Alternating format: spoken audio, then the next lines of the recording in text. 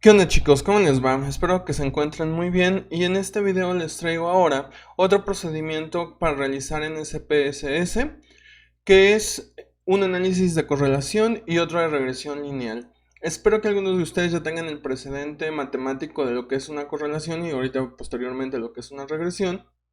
En este video no lo voy a tomar porque son, ya saben, ¿no? Las matemáticas son súper aburridas, guácala. Por eso somos psicólogos.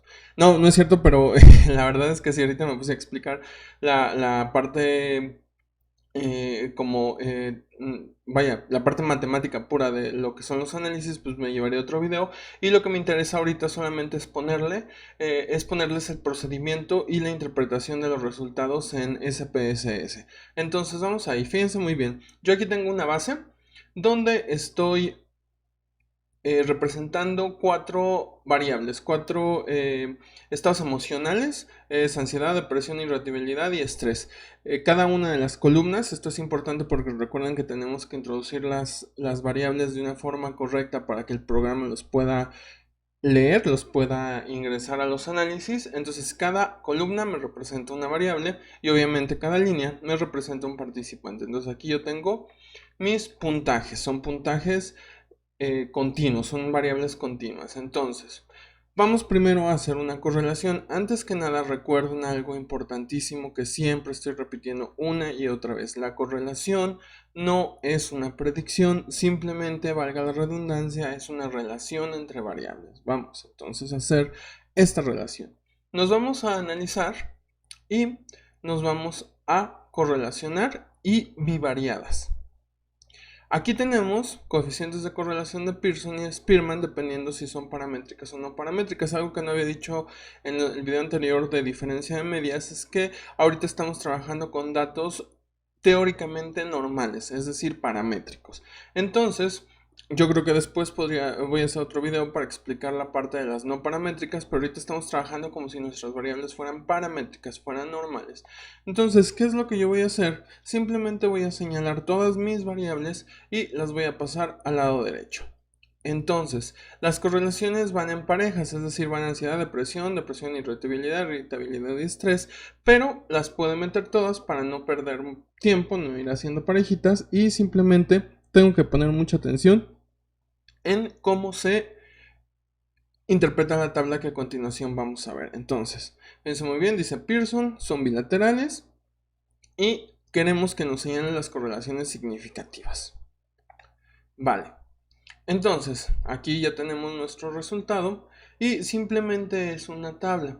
Esta tabla nos está diciendo por parejas qué tanta relación hay entre estas variables. Por ejemplo, entre ansiedad y depresión encontramos que hay una relación de 0.223 que sin embargo no es significativa. Ahorita explicamos esto. ¿Se acuerdan que una de las casillas que decía ahí era que si queríamos que nos señalan las correlaciones significativas? Aquí quiere decir que aunque hay una correlación, no es producto de las variables en sí, sino puede ser una correlación azarosa. Sin embargo, aquí tenemos algunas otras que sí están marcadas con asteriscos, lo cual indica que son significativas a 0.01.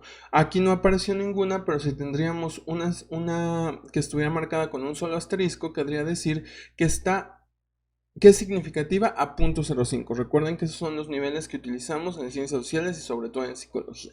Entonces, ¿cómo se interpreta esto? Las correlaciones solamente toman valores entre 0 y 1. 0 es que no hay correlación y 1 sería la correlación perfecta. Y pueden ser negativas o positivas. Las positivas implica que son directamente proporcionales y las negativas indican que son inversamente proporcionales, es decir, aquí por ejemplo tenemos que ansiedad e irritabilidad es una correlación positiva, es decir, cuando aumenta la ansiedad, también aumenta la irritabilidad. Aquí me parece que no encontramos ninguna negativa, pero si hubiera alguna negativa, por ejemplo, entre la ansiedad y a lo mejor la tranquilidad, por así decirlo, esa sería de naturaleza negativa, lo que querría decir que a mayor la tranquilidad, menor ansiedad. Así se interpretan las relaciones y solamente es eso, cuánto se relaciona una variable con otra.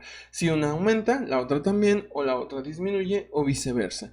Obviamente también tenemos la fuerza de la relación. Entre 0 y más o menos 0.3 son débiles, 0.2.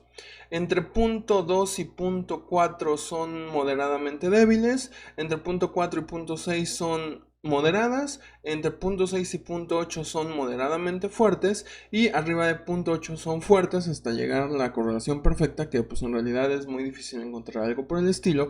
Sin embargo, pues aquí encontramos algunos puntajes interesantes. Por ejemplo, entre el estrés y la ansiedad hay una correlación moderadamente fuerte y es significativa, es decir, la ansiedad y el estrés aparecen juntos, entre más estrés también mayor ansiedad, ¿vale? Les comentaba que las correlaciones no son predicciones, es decir, sobre todo aquí lo vemos muy bien porque todas estas variables más bien podríamos pensar que son independientes, ninguna podría aparecer teóricamente antes que la otra. A lo mejor en el caso de la depresión podríamos hablar de una variable que relativamente puede ser independiente, dependiente de todas las otras. Sin embargo, aquí encontramos algo muy raro, es probable que aquí mis datos se estén comportando de una manera rara. Ahorita a ver si encontramos algo así. Esta es la única que a lo mejor podría ser independiente y que podríamos encontrar cierta interpretación que pudiéramos decir, pues la depresión depende de la ansiedad, de la irritabilidad y del estrés. Sin embargo, en una correlación, eso no sale.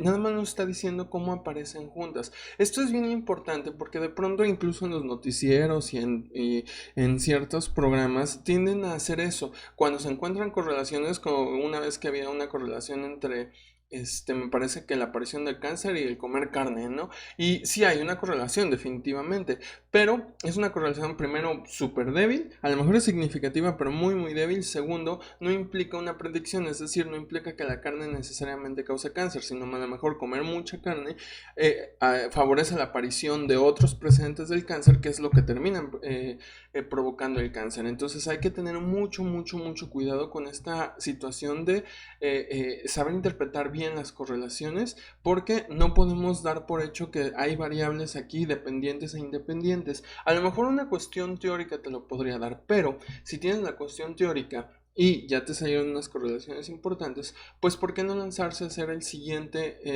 análisis, que es la regresión, que sí nos va a dar una situación de predicción? Entonces, vamos al siguiente ejercicio. Fíjense muy bien, voy a tomar aquí, los modelos de regresión pueden ser simples o múltiples, es decir, tenemos una variable dependiente y podemos meter una o más variables independientes para analizar cuál es el efecto.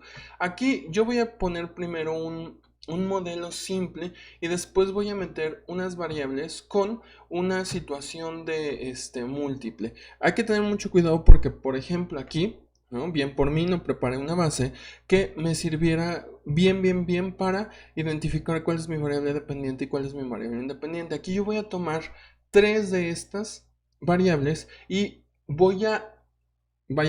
insisto, esto es para fines educativos, no es una situación que necesariamente sea correcta. Voy a pensar que hay una teoría que apoya que la ansiedad es mi variable dependiente y que voy a comprobar cuál es el impacto que tienen la irritabilidad y el estrés sobre la ansiedad. ¿Sale?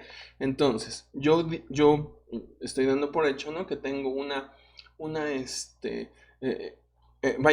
algo teórico que apoye ese modelo. Recuerden que, como todo, si ustedes no tienen una parte teórica, una parte que pueda sostener los análisis estadísticos, no sirven de nada estos análisis estadísticos. Entonces, ¿cómo hacemos una regresión?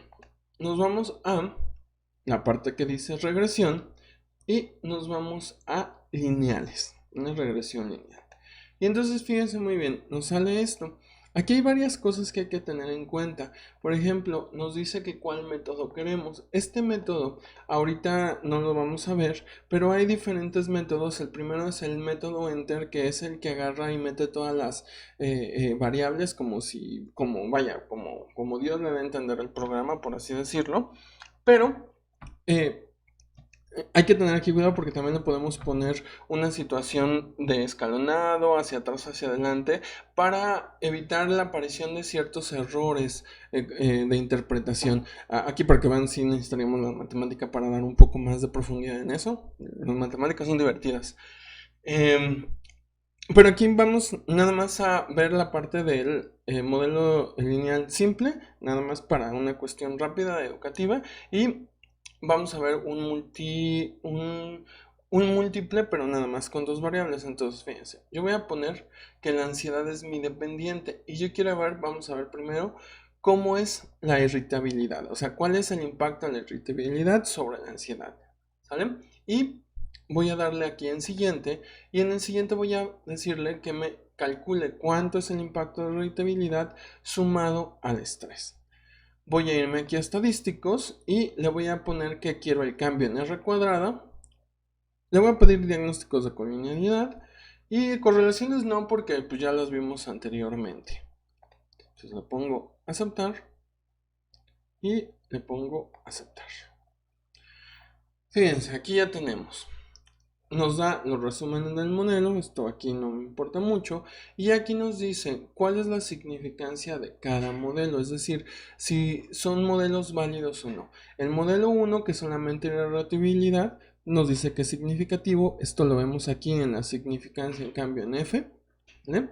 Y también el otro, que es estrés más irritabilidad. Sin embargo, aquí hay que tener en cuenta varias cosas. Aquí sí es más complicado hacer, o más bien más laborioso hacer la interpretación. Primero, nos vamos aquí donde dice R cuadrada. La R cuadrada básicamente es cuánto estamos prediciendo de la variable dependiente. En este caso, con el primer modelo, solamente estamos prediciendo un punto 189. Si esto lo multiplicamos por 100 nos da un 18. Es decir, estamos prediciendo, no sé si prediciendo es correcto, Raya, ayúdame.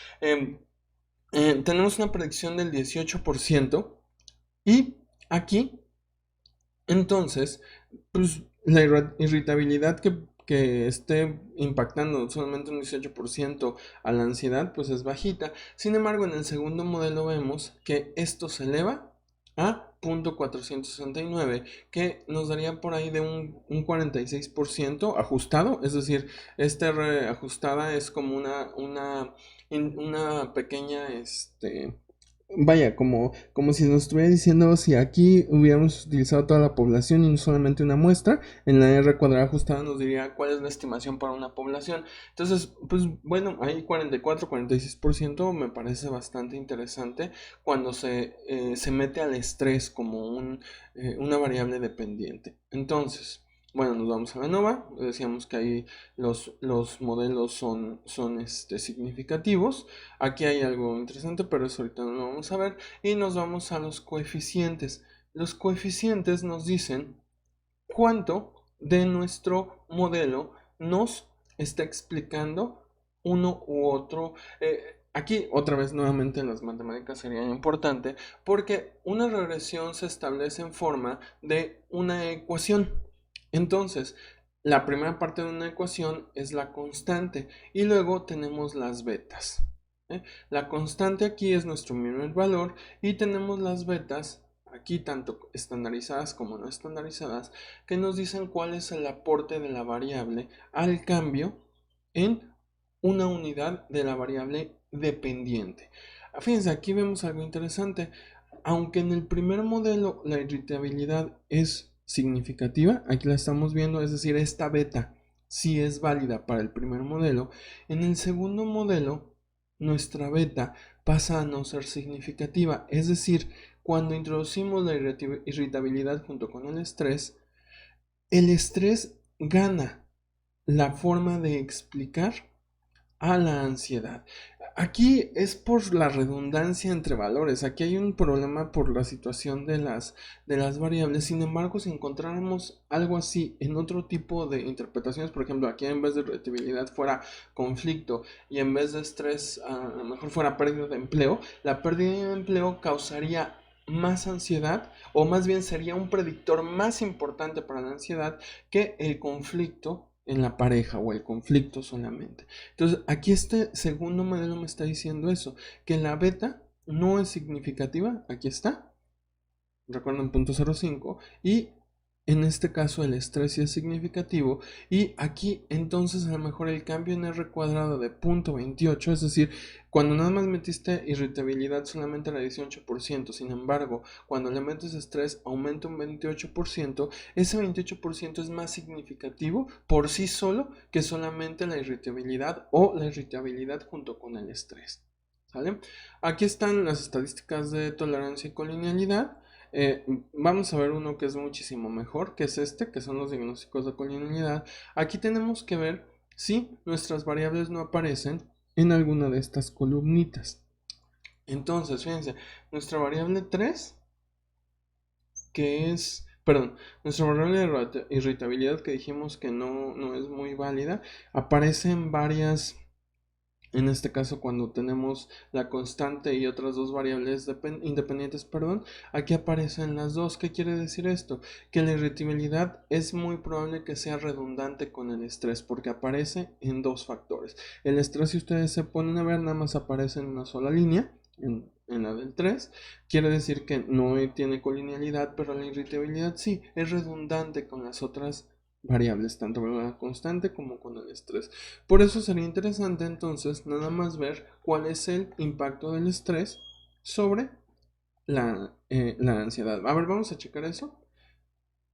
Nada más para que vean cómo sale. Cuando quitamos, vamos a regresar estas para limpiarlo.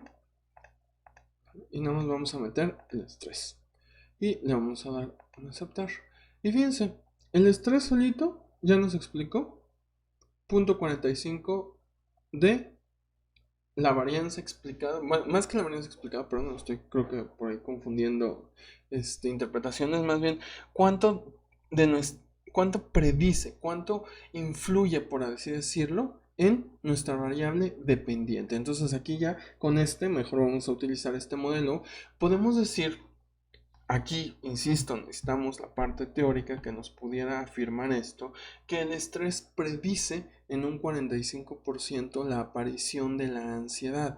Aquí, por ejemplo, otra vez tenemos una beta, su beta es grande, es 0.683, es significativa, obviamente no tiene colinealidad porque hay ninguna otra variable, y este modelo es significativo, por lo tanto podemos afirmar, insisto, aquí son puros datos, necesitaríamos ver la parte teórica, que el estrés es un predictor de la ansiedad. Aquí, insisto, si ustedes más bien se los digo de una vez, si vamos a la parte teórica es una redundancia porque el estrés y la ansiedad tienen algunas características similares, entonces a lo mejor por eso se están haciendo, y aquí más bien hubiera valido la pena quedarnos en nivel de correlación y ver que más bien cuáles son las causas del estrés y la ansiedad, es decir, a lo mejor comparten causas y por eso está saliendo aquí así.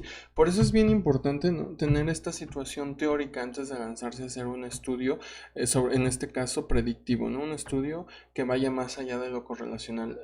A veces dicen, no, es que no es solo ya estudios correlacionales porque ya están muy vistos, sí, pero es que hay cosas que sí pueden ser solamente analizadas desde la correlación, porque no es necesario interpretar una como otra como variable dependiente o independiente. Sin embargo, si además de que ya tienes una correlación fuerte, teóricamente si puedes interpretar tus variables de manera dependiente e independiente, pues entonces lánzate a hacer la regresión.